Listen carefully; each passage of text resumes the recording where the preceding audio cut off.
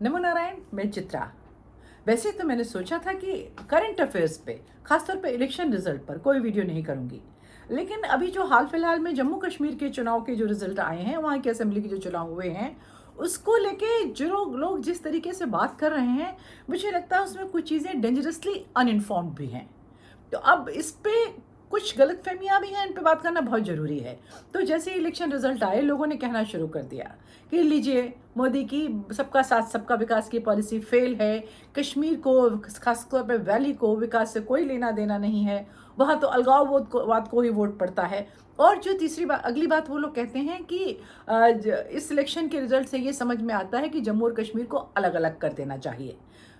तो अब मैं बात करना आखिरी पॉइंट से शुरू करूंगी। तो जो सबसे पहली बात लोग ये कहते हैं कि जम्मू और कश्मीर को अलग अलग कर देना चाहिए, मुझे लगता है कि इससे ज़्यादा इमोशनल और नासमझी की बात क्या होगी। आप देखिए, अब बात करते हैं कि घाटी में जो मिला है वो वहाँ की लोकल पार्टी को, लोकल स्टेट पार्टी को, नेशनल कॉन्फ्रेंस को वोट ज़्यादा मिला है या उसी को मिला है, सारी सीटें उसको मिल गई हैं। और जम्मू में केंद्र की एक सरकार, या ये कहते हैं केंद्र की एक पार्टी, एक जो पैन इंडिया पार्टी है वो, और जो आप ये कह सकते हैं कि जो हिंदुत्ववादी पार्टी है, सो कॉल्ड कहलाती है, उसको वोट ज़्यादा मिला है, तो वो दोनों अलग अलग कर दिए जाएं। अब इसको अलग अलग करने से क्या होगा कि अगर ऐसा लगता है, देखिए जम्मू कश्मीर घाटी जिस वॉलेटाइल स्थिति से निकल कर आई है, अभी आई ही है बस, अगर वहाँ पर आप उसको छोड़ दें पूरा लोकल्स के भरोसे, तो कल को दोबारा रेडिकलाइज वहाँ होने के चांसेस बहुत स्ट्रांग हैं। सबसे बड़ी बात यह है कि जब वहाँ अगर एक बार ऐसी कोई सरकार बन जाएगी, सारे एमपी वही, सारे एमएलएज वही, सारे अपॉइंटमेंट्स वही होंगे, तो अगर खुदा ना खास्ते कुछ होता है तो उसको वापस फिर नॉर्मलाइज करना बहुत मुश्किल हो जाएगा, पहली बात है। दूसरी बात यह है कि वो थोड़ी सी और भी कठिन बात है, कि जैसे ही आप ऐसा करेंगे तो इस तरीके से आप पाकिस्तान की जो टू नेशन थ्योरी है उस पर मोहर लगा देंगे। और जो पाकिस्तान यही कहता है ना कि वहाँ पर जो हमारे समुदाय के लोग ज़्यादा हैं, हमारे धर्म के लोग, वहाँ पे सुरक्षित नहीं है, उनके संग डिस्क्रिमिनेशन होता है, इसलिए उनको हमारे साथ आ जाना चाहिए। आप इसको अपने हाथ से उस पर दस्तखत कर देंगे कि हाँ ये ठीक कहता है। अब आप अगली बात ये कह सकते हैं, लोग कह रहे हैं कि क्या फ़र्क पड़ता है पाकिस्तान कुछ भी कहता रहे। देखिए, फ़र्क पड़ता है। आज इंटरनेशनल एरेना में आपकी स्थिति, हमारी स्थिति भारत की पाकिस्तान से बेहतर है, इसलिए लोग हमारी बात सुन रहे हैं और उसकी नहीं सुन रहे हैं। लेकिन पिछले सालों ऐसा नहीं था। दशकों तक इतना ब्रिजन पक्षपात होता था इंटरनेशनल, उसमें ये कुछ भी कह दे वो सुन लिया जाता था। तो ऐसा नहीं हो सकता है क्या कि 5 साल 10 साल फिर कहीं समय का पहिया बदल जाए। तो आज हमारा जो दुश्मन है वो कमज़ोर ज़मीन पर पड़ा है, तो हम उसको एक तलवार दे दें कि क्या फ़र्क पड़ता है, वो तो चला नहीं सकता, लेकिन कल वो खा पी के मोटा हो सकता है और वो तलवार मार सकता है। तो इसलिए उस समय का तो आपको ध्यान रखना ही पड़ेगा। अब इसके बाद तीसरी बात ये आती है कि ये कहते हैं कि इसमें अलग अलग करना इसलिए भी जरूरी है कि मोदी की वो जो फील्ड सबका साथ सबका विकास का जो सिद्धांत है, उसकी वजह से जम्मू वालों के संग पक्षपात होता है, मतलब कि फेवर किया जाता है कश्मीर वैली वालों को। हाँ, ऐसी बात है, लेकिन इस बात की एक वजह भी है कि देखिए, हमको जो है शोकेस करना है इंटरनेशनली कि हम वहाँ पे विकास कर रहे हैं, और उस विकास की वजह से वहाँ का युवा हमारे साथ आ रहा है। और हम, ऐसा नहीं है कि जैसा वो कहता है पाकिस्तान, हम रिलीजन के बेसिस पे वहाँ डिस्क्रिमिनेट करते हैं, हम वैसा नहीं कर रहे हैं। अच्छा, अब बात रह गई कि जम्मू के संग कम हो रहा है। तो भैया, जम्मू में कि वहाँ जो विधायक हैं, जो वहाँ के सांसद हैं, जो बीजेपी के हैं, बहुत सारे उसमें से ज़्यादातर शायद बीजेपी के ही हैं, जो जम्मू रीजन में हैं, तो वो क्यों नहीं इस आवाज़ को उठाते हैं। केंद्र में उनकी सरकार है, गवर्नर उनकी सरकार का है, अपनी बात लेकर क्यों नहीं जाते हैं। क्यों नहीं कहते हैं अगर श्रीनगर को स्मार्ट सिटी बनाया तो जम्मू को भी स्मार्ट सिटी बना दो। क्यों नहीं कहते हैं कि अगर एम्स वहाँ आया है तो एम्स यहाँ लाओ। आपको पता है क्यों नहीं कहते हैं? क्योंकि वो बीजेपी के सांसद और विधायक हैं। और पैन इंडिया बिल्कुल एक ही पैटर्न है, जो बीजेपी के होते हैं सांसद विधायक, वो कुछ नहीं करते, वो कहीं नहीं जाते, वो कहीं नहीं मिलते हैं, उनको मालूम है मोदी जी है ना, कर लेंगे इलेक्शन के समय कुछ। तो ये जो एक प्रवृत्ति है, उस पर काम करने की जरूरत है, ना कि एक आप विध्वंसकारी काम करें कि जम्मू को और वैली को अलग अलग कर दें। ये तो एक बात हुई। हाँ, एक चीज़ है जो लोग कह रहे हैं कि जो परिसीमन हुआ है, मतलब जो सीटों को दोबारा से एक तरीके से रिकंस्ट्रक्ट किया गया है, उसमें थोड़ी गड़बड़ रह गई है, क्योंकि वो 2011 में जो वहाँ पे जनगणना और आंकड़े दिए गए थे, उसके आधार पे हुआ है। और वो जो आंकड़े थे 2011 में ही फंस कर दिए गए थे। अभी दूरदृष्टि देखिए कि वो तभी कर दिया गया था कि आगे कभी इसके बेस पे कुछ होता है और ये लग रहा था परिसीमन होगा तो उसमें ये काम आएगा। अब जो बहुत मैं क्या कहूँगी, बहुत हाइपर देशभक्त हैं या वो जो भी है, उनका ये कहना है कि उसको माना ही क्यों, जब मालूम था वो गलत है। उसको माना क्यों, उसको आप फिर से कर रहे थे, उसको ठीक करते। और वो लोग ये नहीं समझ रहे हैं कि जो सबसे बड़ा एक्सक्यूज़ जो अलगाववादी देते हैं कि वहाँ पर घाटी में अलगाववाद क्यों पनपा, वो कहते हैं हमारा इलेक्शन हमसे छीन लिया गया था, उसमें बेईमानी की गई थी। अब अगर आप जो एग्जिस्टिंग आंकड़ा है उसको रिजेक्ट करके आप नया डाटा क्रिएट करते, तो ये बात दोबारा हो जाती कि भाई हमारे तो इन्होंने डाटा को फर्ज, वो उल्टा कहते हैं आपने डाटा फर्ज किया और उसके हिसाब से परिसीमन किया। सरकार यहाँ भी फंस रही थी। खैर ये तो एक पॉइंट हुआ। अब हम दूसरी बात पे आते हैं कि क्या यहाँ पर वोट रिलीजन के नाम पे पड़ा? हाँ जरूर पड़ा होगा, क्योंकि एक पूरा संप्रदाय ऐसा है, एक समुदाय ऐसा है पूरे देश भर में, वो रिलीजन के नाम पर इन ब्लॉक वोट डालता है। लेकिन अगर ये 100% रिलीजन के नाम पर पड़ा आप कहें तो मैं इसको नहीं मानूंगी। देखिए सीटों के हिसाब से इस इलेक्शन में सबसे बड़ी पार्टी निकली है एनसी, ठीक बात है। लेकिन अगर हम वोट शेयर की बात करें, वोट शेयर सबसे ज़्यादा आया है बीजेपी का। और जो पिछले 3 चुनावों से, मतलब अगर हम पार्लियामेंट और के भी जोड़ते जाएं तो कॉन्स्टेंटली बढ़ता जा रहा है। मतलब जो महबूबा मुफ्ती की सरकार बनाई थी, उसके बाद फिर पार्लियामेंट का इलेक्शन हुआ, अब ये हुआ, बीजेपी का वोट शेयर बढ़ रहा है। लेकिन जो जनसंख्या का संतुलन है वो नहीं बदल रहा, एक बात है। दूसरी बात ये है कि एक अपा कदम की नाम की एक कॉन्स्टिट्यूएंसी है, वहाँ का मैं बताती हूँ आपको। तो पोस्टल बैलेट खुले, पोस्टल बैलेट जो थे उसमें 6000 वोट थे। थोड़ा बहुत नंबर आगे पीछे हो गया होगा, मतलब मैं तो उसको राउंड ऑफ करके ही बोलूँगी, जो माइग्रेंट कश्मीरियों के थे। आप सोचिए माइग्रेंट कश्मीरी कौन है? कश्मीरी पंडित हैं ज़्यादातर। तो इस हिसाब से जो लोग कह रहे हैं कि वोट पड़ा है सांप्रदायिक धर्म के नाम पर, वो 6000 के 6000 वोट पूरे पड़ने चाहिए थे बीजेपी को, पर वहाँ पर आधे वोट भी नहीं पड़े। क्यों? क्या उसकी वजह थी? उसकी वजह सिर्फ इतनी सी थी कि वो बहुत से लोग हैं जिनके वहाँ पर, जो खुद बाहर चले गए हैं, लेकिन उनकी वहाँ ज़मीनें हैं, कुछ लोग हैं, कुछ काम पड़ते हैं उनको वहाँ। और जो एनसी का वहाँ से खड़ा हुआ था कैंडिडेट, बहुत स्ट्रॉन्ग कैंडिडेट, बहुत हेल्पफुल कैंडिडेट था वो। लोगों को मालूम था कि अगर हमें कोई ज़रूरत पड़ेगी तो हम इसको अप्रोच कर सकते हैं। तो अब यहाँ पर भी क्या हुआ, न तो पॉलिसी फेल हुई है और न तो यहाँ जनता ने फेल किया है। यहाँ संभावित रूप से जो बीजेपी का कैंडिडेट था उसने फेल कर दिया। उसकी वजह थी कि लोगों पे उस पर इतना विश्वास नहीं हुआ। और बताऊं कि ये जो माइग्रेंट वोट है ना, वो ऑलमोस्ट सब जगह ही 50-50 में बटा है। तो मैं इसको ये नहीं कहती कि 100% ही धर्म के नाम पे हुआ है। और बीजेपी ने 3 ऐसी सीट्स जीती हैं जहाँ पर जो वो मुस्लिम बहुल इलाके थे। इसका अगर वो वोट पूरा का पूरा पड़ा होता रिलीजन पे तो ये कैसे जीत पाते।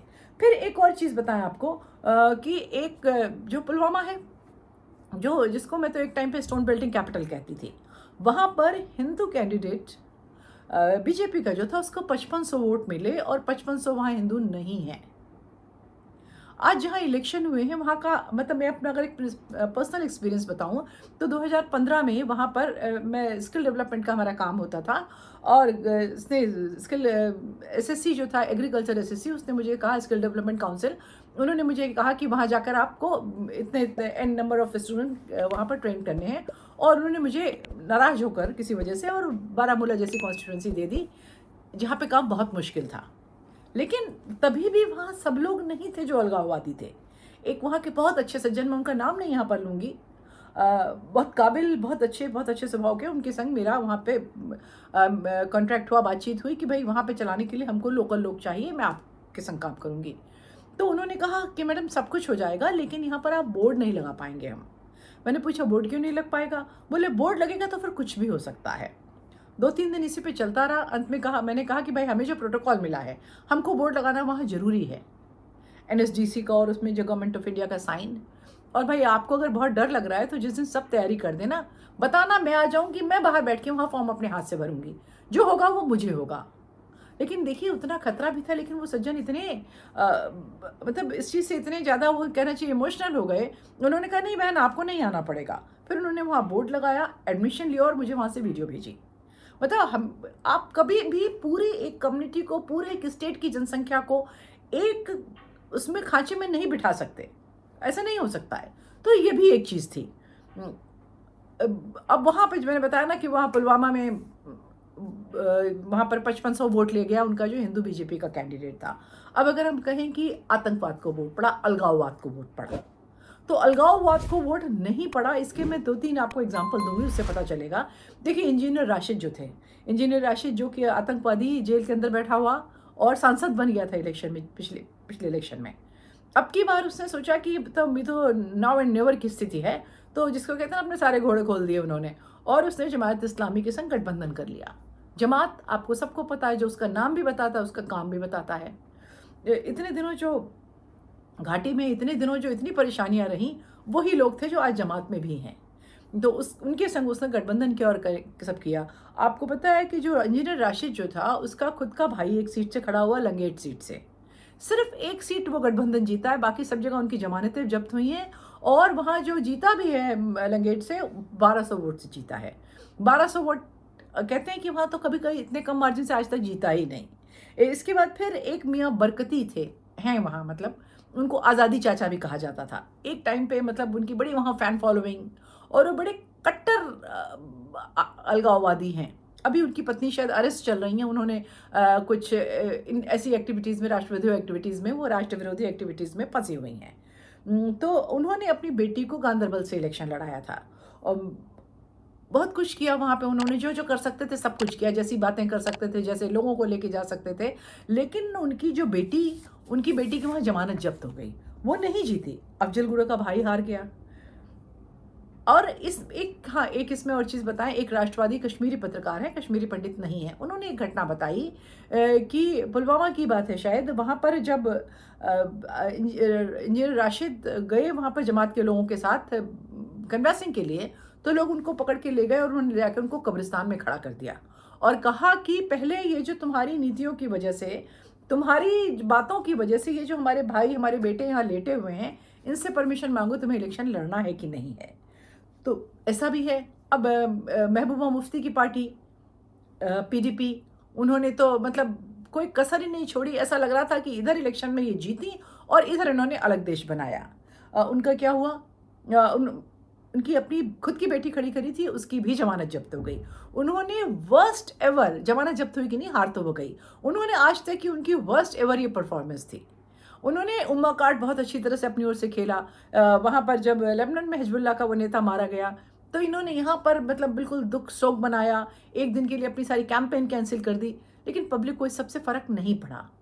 फिर आप कहेंगे कि लेकिन वोट तो उन्होंने फिर भी एनसी को दिया। तो देखिए एनसी ने क्या किया था, जिन्होंने जब अपने इलेक्शन कैंपेन में, और ये लोग बड़े घुटे हुए नेता हैं, बहुत सालों से, पीढ़ियों से यही काम कर रहे हैं, कि उन्होंने कुछ तो बातें ये कहीं 370 के लिए उन्होंने बात करी, उन्होंने बात करी स्टेटहुड के लिए, लेकिन साथ में उन्होंने एम्प्लॉयमेंट की बात करी, डेवलपमेंट की बात करी। तो ये दोनों चीज़ें साथ साथ हुई हैं। मतलब वो जो वहाँ ऑप्शन थे 3, एक जमात का गठबंधन था, एक पीडीपी था, एक ये था। इनमें सबसे ज़्यादा अगर कोई सेम बात कर रहा था तो यही कर रहे थे। आपने इलेक्शन के बाद के भी जो उमर अब्दुल्ला के जो स्टेटमेंट सुने होंगे, वो भी बहुत सेम हैं। तो ये सारी चीज़ें देख के आज अगर कोई कहता है कि इलेक्शन कराई, गलती करी, वो किसी लायक नहीं है, ये सब गलत बातें हैं। ये ऐसी बातें हैं, ऐसी बातें करके आप नागरिकों में, राज्यों में किसी न किसी आधार पर, डिसीजन के आधार पर, वहाँ जो चीज़ें सुधरने की कोशिश हो रही हैं, उनको खराब करने वाली हैं। मुझे ये उम्मीद है कि, तो कभी भी नहीं थी कि भारतीय जनता पार्टी वहाँ जाके सरकार बना लेगी, पर हाँ, कुछ अच्छा हुआ, कुछ बुरा हुआ, लेकिन हुआ ठीक ठाक ही हुआ, करीब करीब। अब जैसे जब परसिमन हुआ सीटों का, उसमें लोग कहते हैं कि जम्मू में सीटें ज़्यादा होनी चाहिए थी, लेकिन लोग ये नहीं समझते इमोशनल होके, जो परसिमन का आधार था वो 2011 का एक जो डाटा कलेक्शन हुआ था वो था। अब अगर मालूम है कि वो तभी डाटा फर्श कर दिया गया था ऐसे ही किसी दिन के लिए, तो अब अगर बीजेपी ये कह दे कि हम उसी डेटा को नहीं मानते हैं, हम दोबारा से इसको कराएंगे या इसको हम मॉडिफाई करेंगे, तो क्या होगा? जो अलगाववादी हैं, रहे हैं आज तक भी, उन सबके हाथ में एक सबसे बड़ा कार्ड क्या होता है कि तो नहीं, हाँ, कश्मीर और वैली क्यों हो गए, चल पड़ी इस रास्ते पे, क्योंकि हमारा 90s में हमारा इलेक्शन हमसे छीन लिया था, उसमें धांधली हुई थी। तो आज अगर ये काम करते तो वो जो बात कह रहे हैं उनको दोबारा ये अवसर मिल जाता कहने का कि देखिए परिसीमन करते हुए इन्होंने जो आपका जो एक्चुअल डेटा था उसको हटा के मन मर्जी झूठ बातें कही हैं। तो ये सारी पूरी सिचुएशन है, बहुत कॉम्प्लिकेटेड सिचुएशन है कश्मीर की। मुझे लगता है इतना इमोशनल होने की ज़रूरत नहीं होती है। तो आज का वीडियो मैं यहीं ख़त्म करती हूँ। अगर मेरी किसी बात से आप सहमत या असहमत हैं तो प्लीज़ कमेंट में ज़रूर लिखें, लाइक करें, सब्सक्राइब करें। नमस्कार।